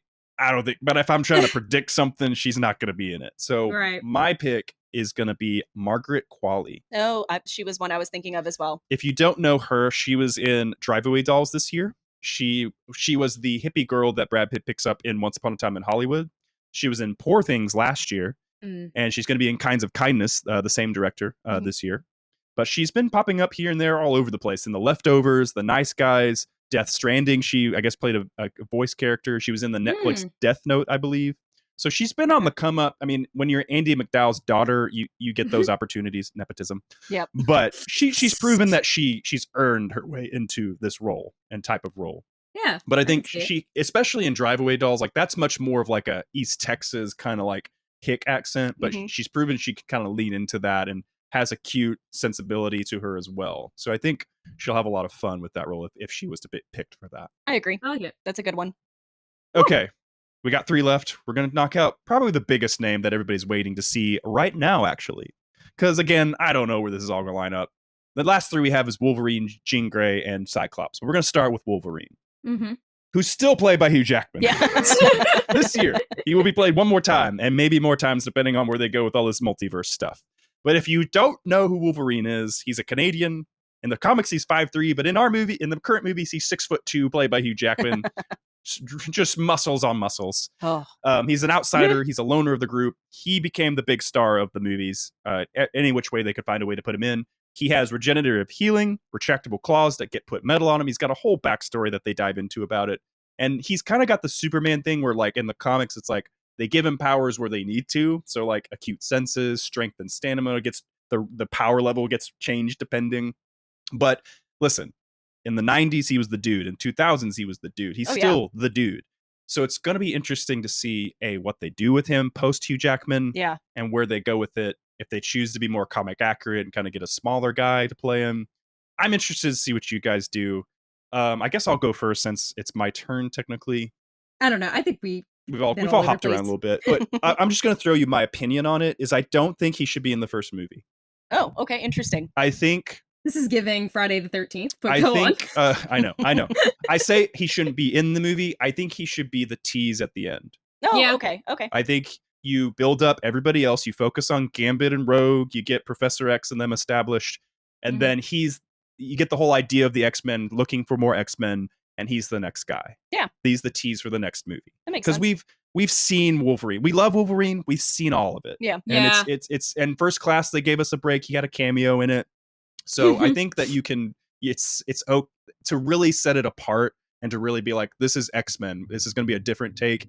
You tease him for later on. And I can agree. I couldn't find a great one, in my opinion, but I did find someone that I thought he could do the job. I think he could do it. I'm going with Alden Ehrenreich. Oh, I was thinking about him as well. If you don't know him, he was young Han Solo and deserved to be Han Solo even further. But Star Wars is afraid of people that aren't named Harrison Ford.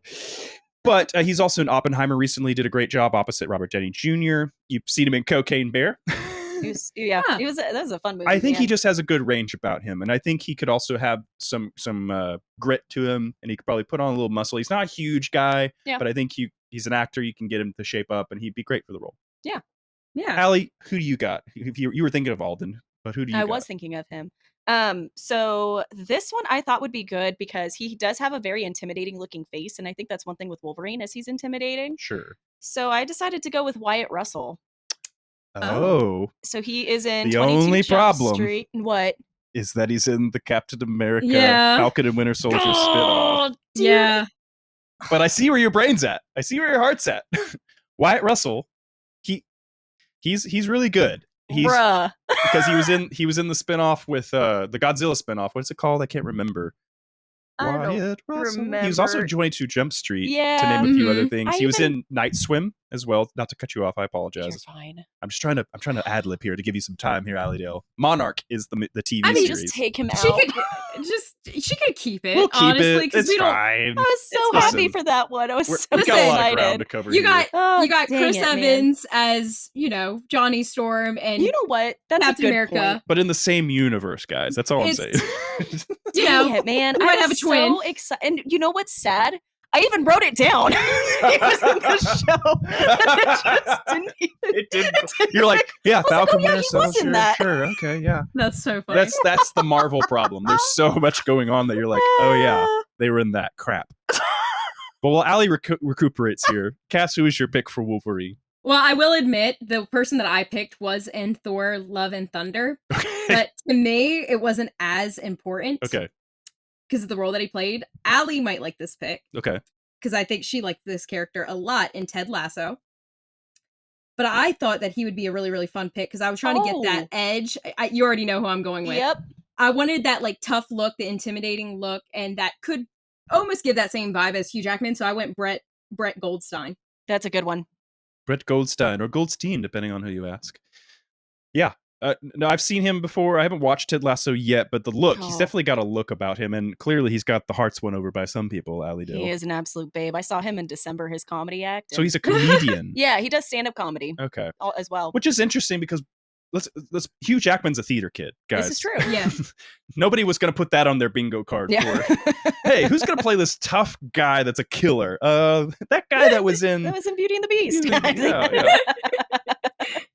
But no, I think that he's got a good look about him, and it would be interesting to see him kind of play that version of a character versus... And it's like in I like Ted that. Lasso, he's a little tough in Ted Lasso as well, where it's just Mhm. he plays a good guy, but it's Yeah. like still tough, still reserved. I can Okay. just see that vibe for Yep. Wolverine. That's a really, really good pick. I Nice. really like Thank that one. you. He didn't even cross my mind. That's wild. Oh, he's I crossing your don't- mind right now. Well, I mean, he crosses my mind, but Because I was like looking at Letterboxd for like cast lists and stuff, and I popped on the Garfield movie and I saw it, but I was like, oh, wait a minute.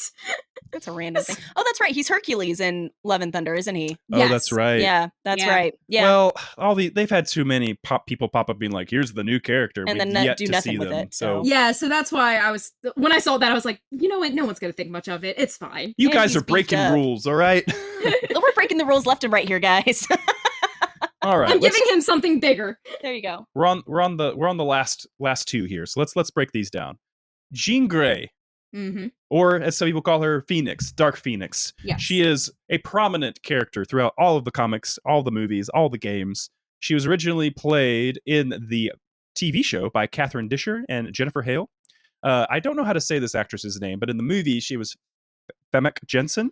Okay. Yeah, she's Danish. I don't know Yeah. how you say your name. And then later on played by Sophie Turner of Game of Thrones fame. Jensen is known from GoldenEye. She was Xenia on top.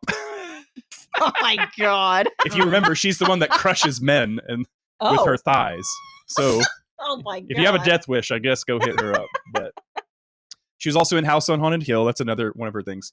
But Jean Grey is an Omega level mutant. She has telekinesis like Professor X. She often struggles with her powers or is Mhm. overtaken by other forces. In the comics, the Phoenix is from space. And then in the movie, they just made it like it was this hidden power within her kind of thing. And you've watched Dark Phoenix, Cass. Was it a Yeah. space thing that took over her in that one? Has it been too long? Did you erase It's been too long. I tried to erase as much as I could. It was just more of like, I think she was influenced by a lot of like bad people that were Okay. trying to get her to like use her powers for Yeah. like bad, Okay. but okay. it was just for evil. But it was a lot. And Sophie Turner didn't do a bad job, but it was just not also. The problem for was we'd her. seen it before.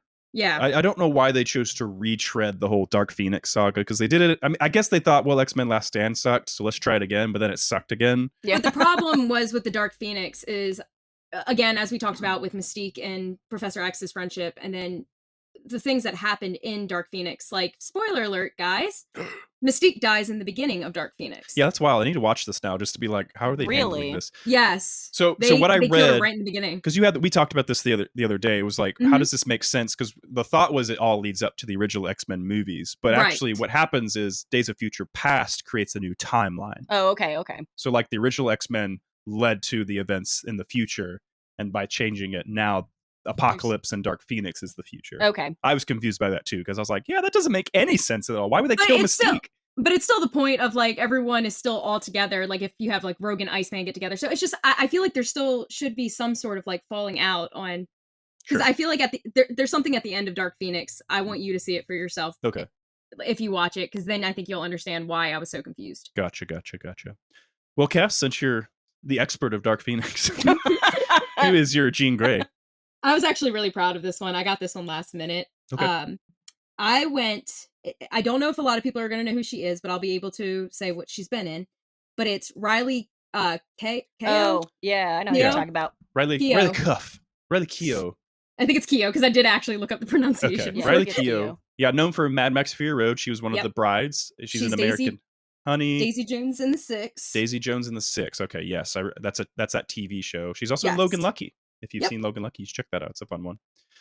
No, she's definitely she married the guitarist from Mad Max Fury Road, the guy on the With the flamethrower. flaming, yeah. And she's Yeah. related to Elvis Presley. Yeah, she's like And- his granddaughter or something, that's right? right. Okay, Yeah. that's right. Okay. Yeah. Nepotism. I just thought she was a fun role because Yeah. I have seen her in a lot of different stuff. Like Daisy Jones and the Six. I watched her in this movie called Zola. I Mhm. think that's what it's called.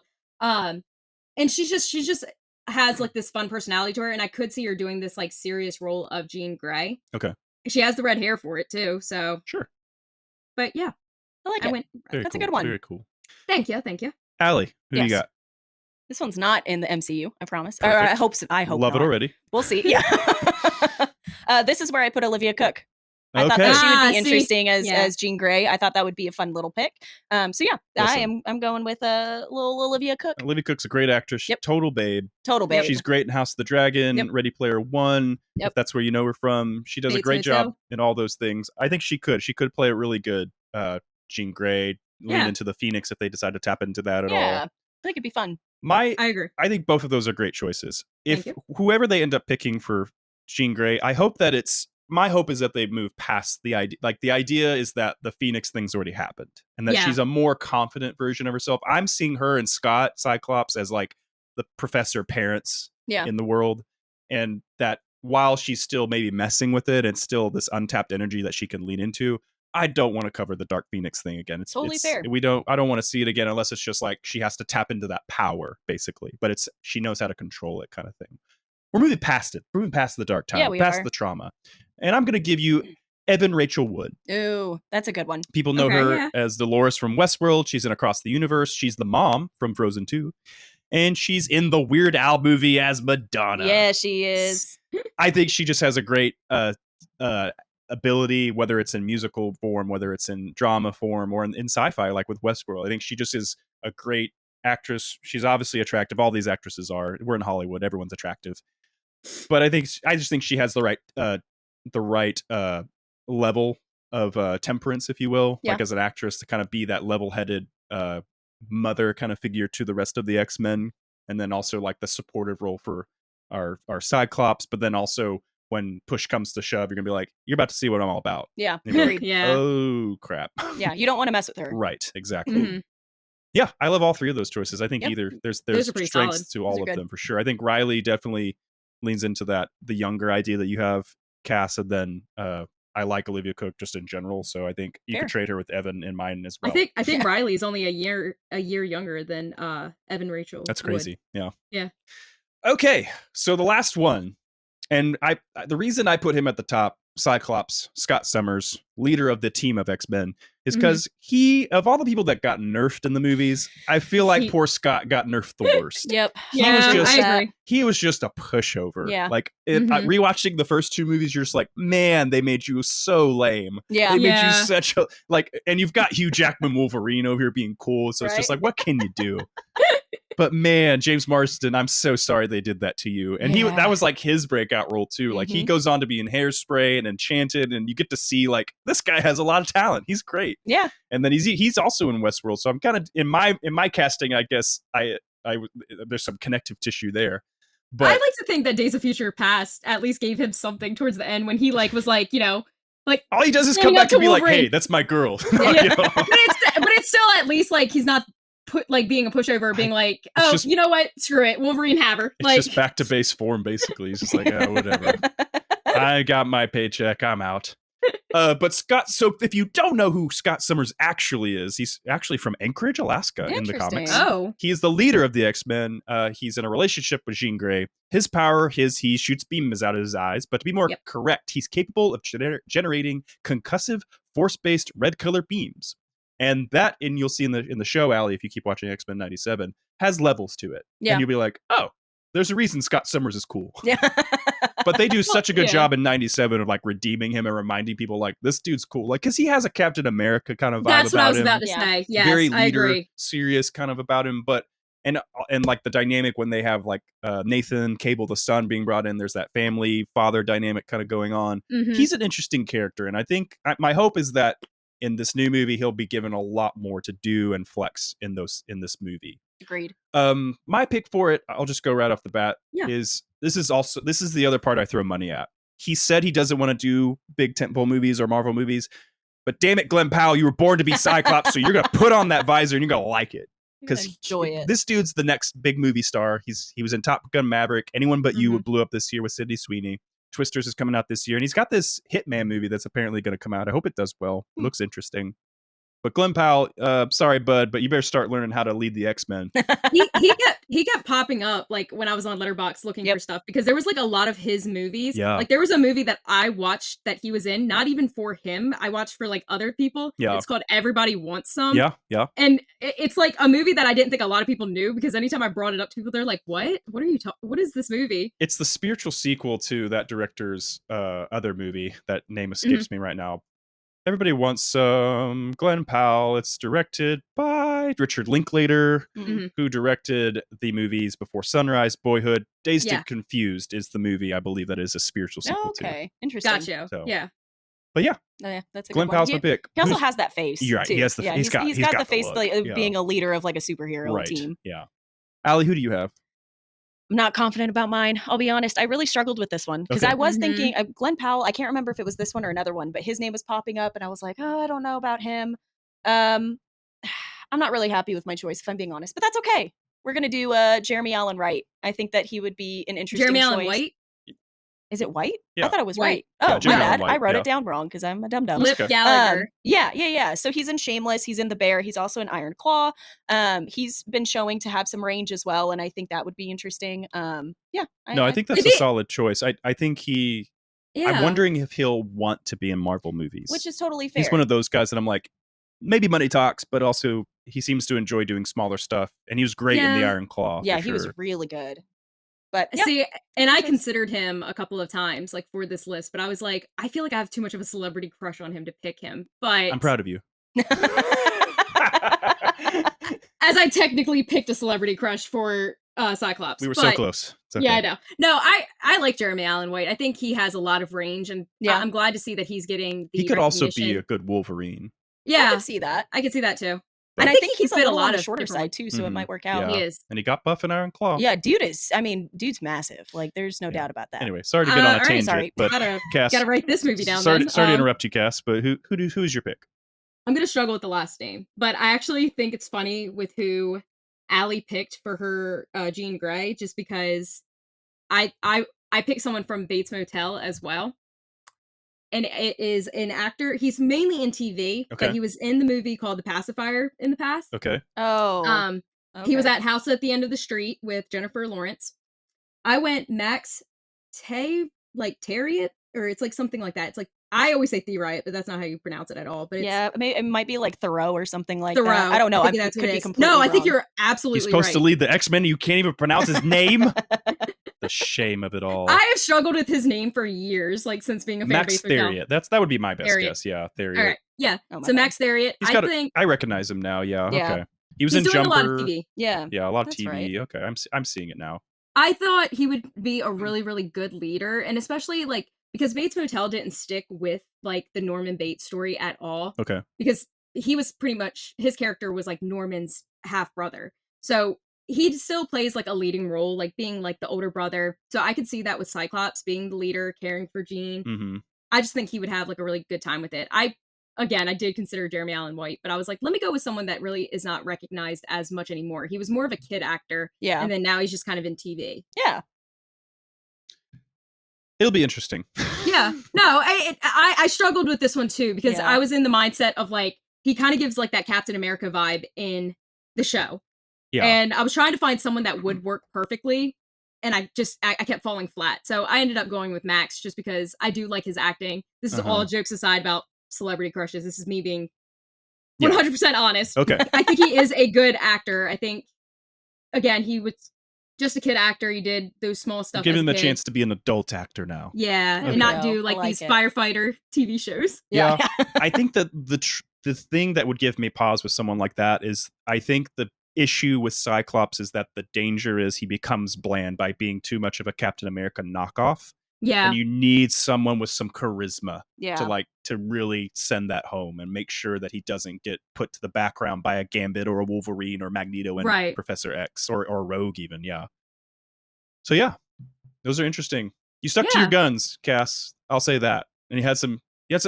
But the fair thing though is like we have a lot of big names that have been tossed around, and the thing is that with these big ensemble casts, they do tend to pick people like this out that we may not be super familiar with, but you're like, oh yeah, they were in that, and that. So You might end up being more accurate than us, but Who knows? time It's will still tell. a weird. It's still, but I mean, I think we all picked pretty solid choices. For sure. So it's like I think with so, me, too. I was more kind of giving people credit that haven't really been in much. So I appreciate the thought. Yeah, you're giving them the reboot, the start, the chance to do more. Aly and I think, played more in like some reputable names or just people that are on the come up or Yeah. stuff that might need a reboot of sorts on the Yeah. way down.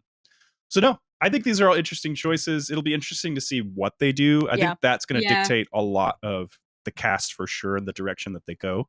Yeah. But that's it. That's our X-Men. This is a long episode. Yeah. Sorry, but there's a lot of X-Men, so I'm not sorry about that. You wanted the X-Men, we're giving you the X-Men. There we go. There's fun, longer though. podcasts out there, I promise. Yeah. So, but we hope you enjoyed it. Let us know what your thoughts are. There's clearly too many people to run down the list, but we'll post it somewhere. Probably not, because I'm mean like that. But make sure to subscribe if you like the show. Corey will be Yeah. back soon. We'll have other stuff going on this month. But make sure to subscribe on here, on whatever streaming app you're using. Be sure to follow us on social medias at Quantum Recast. We'll continually post what we're going to do next. And tweet us your list. And tweet us your list. Tell us what we did Yeah. wrong, what we like, what you didn't like. I like that. Tell us we're idiots, or tell us that we're great. Sometimes positive reinforcement. It's Positive really helpful. reinforcement. We're very sensitive sometimes. Sometimes, yeah. Very much so. Well, thanks for listening. Aly, Cass, thanks for hopping on with me. We had a good Thank you. time. It was great. And we'll catch you Yeah. next time. Aly, Yeah. say goodnight, Aly. Good night, Aly.